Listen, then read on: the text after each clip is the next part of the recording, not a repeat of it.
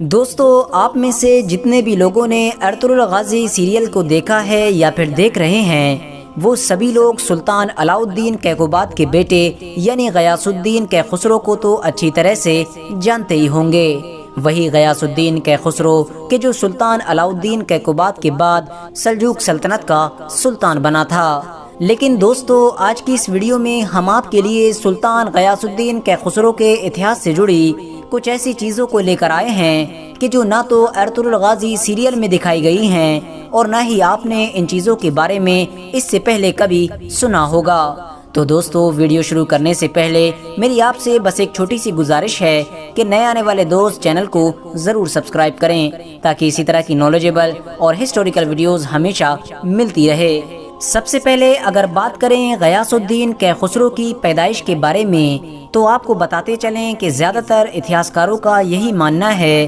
کہ غیاث الدین کیخسرو کی پیدائش 1221 میں ہوئی تھی۔ غیاث الدین کیخسرو سلجوق سلطنت کے آخری طاقتور سلطان یعنی علاء الدین کیقوباد کے بڑے بیٹے تھے، لیکن سلطان علاء الدین کیقوباد نے اپنے مرنے سے پہلے ہی اپنے بڑے بیٹے یعنی غیاث الدین کیخسرو کو چھوڑ کر اپنے چھوٹے بیٹے کے اگلے سلطان ہونے کا اعلان کر دیا تھا۔ لیکن اس کے باوجود بھی جب 1237 میں سلطان علاء الدین کیقوباد کو زہر دے کر قتل کر دیا گیا تھا، تو ان کے بعد غیاث الدین کیخسرو کو ہی اگلا سلطان بنا دیا گیا تھا۔ اور یہ سب کچھ ہوا تھا سلطان غیاث الدین کیخسرو کی اس ماں کی وجہ سے کہ جن کو آج اتہاس میں ماہپری خاتون کے نام سے جانا جاتا ہے۔ اتہاسکاروں کے مطابق غیاث الدین کیخسرو نے سلجوق سلطنت پر 1237 سے لے کر لگ بھگ 1246 تک حکومت کی تھی، اور یہ پورا کا پورا دور اس وقت تک کا سلجوقی سلطنت کا سب سے برا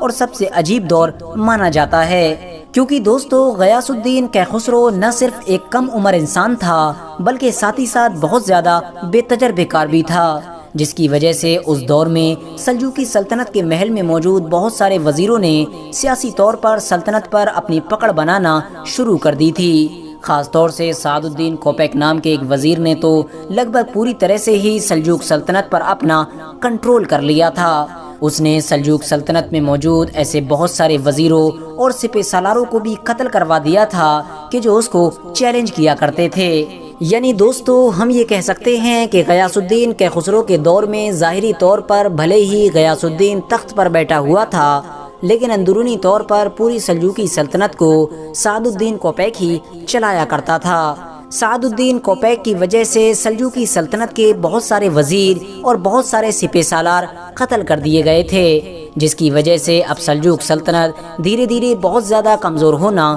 شروع ہو گئی تھی، اور آخرکار اسی کمزوری کی وجہ سے 1243 میں وہ دن بھی آ گیا کہ جس کو سلجوقی سلطنت کا سب سے کالا دن مانا جاتا ہے۔ یہ وہی کالا دن تھا کہ جس دن منگول فوج اور سلجوقی سلطنت کی فوج کے بیچ سب سے بڑی جنگ لڑی گئی تھی۔ اس جنگ کو اتہاس میں کوزداق کی جنگ کے نام سے جانا جاتا ہے۔ اس جنگ میں جہاں ایک طرف منگول فوج کی کمان اسی بائیجو نویان نے سنبھالی ہوئی تھی کہ جس کو ارطغرل غازی سیریل میں بھی دکھایا گیا ہے، تو وہیں دوسری طرف سلجوقی سلطنت کی فوج کی کمان خود غیاث الدین کیخسرو کے ہاتھوں میں تھی۔ اس جنگ میں سلجوقی سلطنت کی فوج کو منگولوں کے ہاتھوں بڑی زبردست ہار کا سامنا کرنا پڑا تھا۔ یہ ہار اتنی خطرناک تھی کہ اس ہار کی وجہ سے سلجوقی سلطنت ہمیشہ کے لیے ٹوٹ کر رہ گئی تھی۔ لاکھ کوششوں کے باوجود یہ سلطنت دوبارہ ابھرنے میں کامیاب نہ ہو سکی تھی۔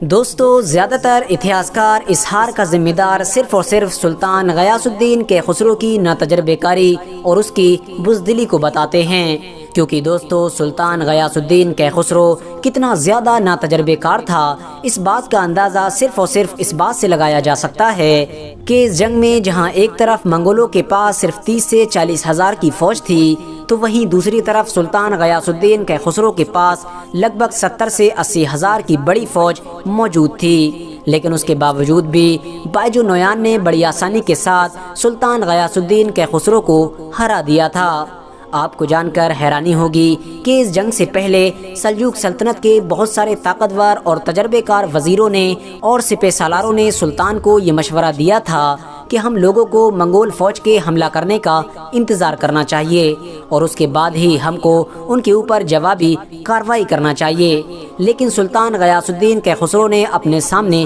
کسی کی نہیں سنی اور انتظار کیے بغیر خود پہلے حملہ کرنے کو زیادہ پسند کیا، اور یقیناً یہ سلطان غیاث الدین کیخسرو کی سب سے بڑی غلطی ثابت ہوئی۔ دوستو، اب اگر بات کریں سلطان غیاث الدین کیخسرو کی بزدلی کے بارے میں، تو آپ کو بتاتے چلیں کہ اس جنگ کے ختم ہونے سے پہلے ہی جب کچھ سلجوقی سپاہیوں کو یہ محسوس ہونے لگا تھا کہ شاید اب ہم یہ جنگ ہار جائیں گے، تو بہت سارے سلجوق سپاہیوں کے ساتھ ساتھ خود سلطان یعنی غیاث الدین کیخسرو بھی میدان سے فرار ہو گیا تھا، جس کی وجہ سے بہادری کے ساتھ لڑنے والے سپاہیوں کو بھی پیچھے ہٹنا پڑا تھا، اور آخرکار یہ جنگ سلجوق سلطنت کے لیے ایک خطرناک عذاب ثابت ہوئی تھی۔ دوستو، آپ کو جان کر شاید حیرانی ہوگی کہ کچھ اتہاسکاروں کا یہ بھی ماننا ہے کہ اس جنگ سے پہلے ہی سلطان غیاث الدین کیخسرو نے منگولوں کے ایک بڑے اور مشہور کمانڈر کو بہت سارا مال و دولت دے کر اس سے دوستی کرنے کی بھی پیشکش کی تھی،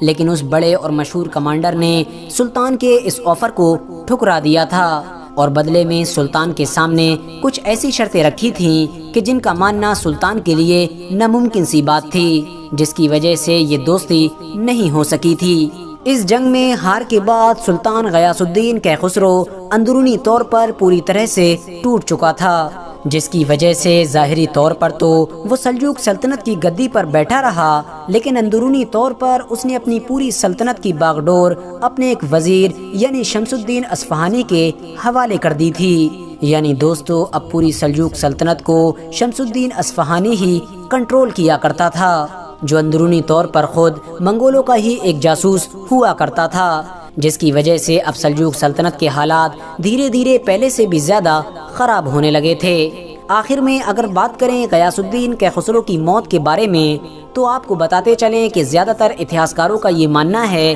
کہ سلطان غیاث الدین کیخسرو کی کسی جانور کے کاٹنے کی وجہ سے موت ہوئی تھی، جبکہ کچھ اتہاسکار یہ بھی مانتے ہیں کہ سلطان غیاث الدین کیخسرو کی موت کسی جانور کے کاٹنے سے نہیں بلکہ ایک سوچی سمجھی سازش تھی، یعنی سلطان غیاث الدین کیخسرو کو قتل کروایا گیا تھا۔ جس وقت سلطان کی موت ہوئی تھی اس وقت ان کی عمر صرف اور صرف 25 سال تھی۔ فی الحال دوستو، آج کی اپنی ویڈیو کو ہم یہیں پر ختم کرتے ہیں۔ ویڈیو پسند آنے پر نہ صرف ویڈیو کو لائک کریں بلکہ اپنے فرینڈز کے ساتھ بھی ضرور شیئر کریں، اور اسی طرح کی نالجیبل اور ہسٹوریکل ویڈیوز ہمیشہ دیکھنے کے لیے ہمارے اس چینل کو سبسکرائب کر کے ساتھ ہی میں بیل آئیکن کو بھی پریس کر دیں۔